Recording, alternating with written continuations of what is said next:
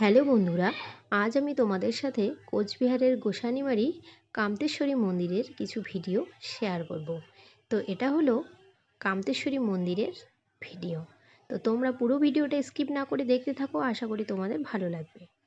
তো এটা হচ্ছে কামতেশ্বর রাজার আমলের সেই পুরনো মন্দির, বহু পুরনো।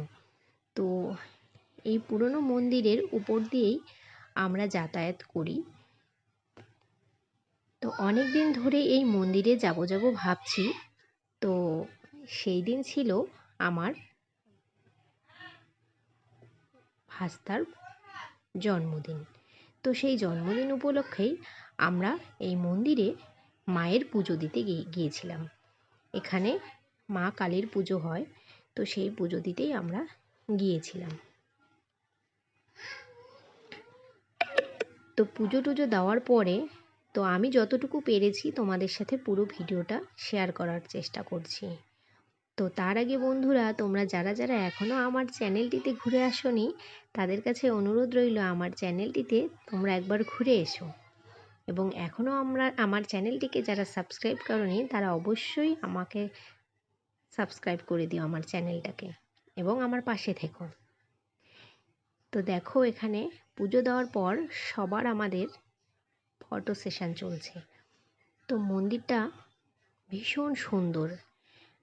সেই দিন প্রচণ্ড বৃষ্টি হয়েছিল। বৃষ্টি না হলে এত ঠান্ডা মন্দিরটা, আর চারিদিকে এত গাছে ভরা, ভীষণ ঠান্ডা।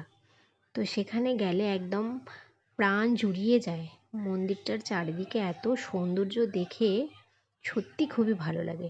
তো তোমরা যারা যারা এখনও এই মন্দিরটাতে ভিজিট করোনি, তোমরা অবশ্যই একবার করে এসো। আশা করি তোমাদের খুব ভালো লাগবে। তো তারপর দেখো, আমরা মন্দিরের চারিদিকে পরিক্রমা করছি। তো মন্দিরের চারিদিকে চার কোণায় চারটা ছোট ছোট মন্দির রয়েছে। তো একদিকে এক একটা মন্দিরে এক এক রকম ঠাকুর আছে। তো আমরা দেখো চারিদিকে মন্দিরটায় পরিক্রমা করছি।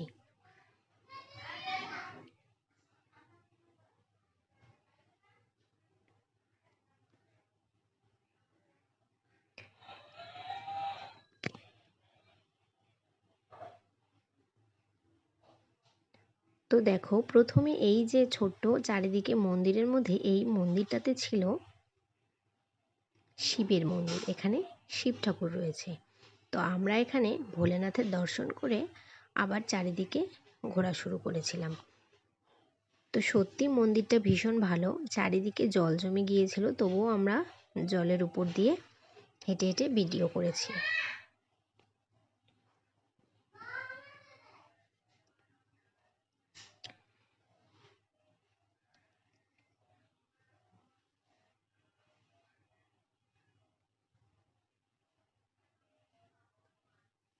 চারিদিকে দেখো প্রচুর গাছ, মন্দিরটার চারিদিকে একদম সবুজে সবুজ চারিদিকটা।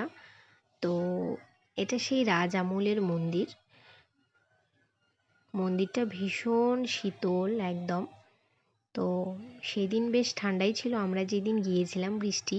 তো এখানে যদি গরমকালেও যাওয়া হয়, গরমে আর কি বেশি, তো সেই দিন গিয়েও খুব ভালো লাগে। তো তারপর দেখো, পুজো টুজো দেওয়ার পর আমরা সবাই মায়ের ভোগ খেতে বসে গেছি। তো এত সুন্দর টেস্টি সেখানকার ভোগ, খুবই ভালো। তো তোমরা না খেলে হয়তো বিশ্বাস করবে না যে সেখানকার ভোগের টেস্ট কতটা।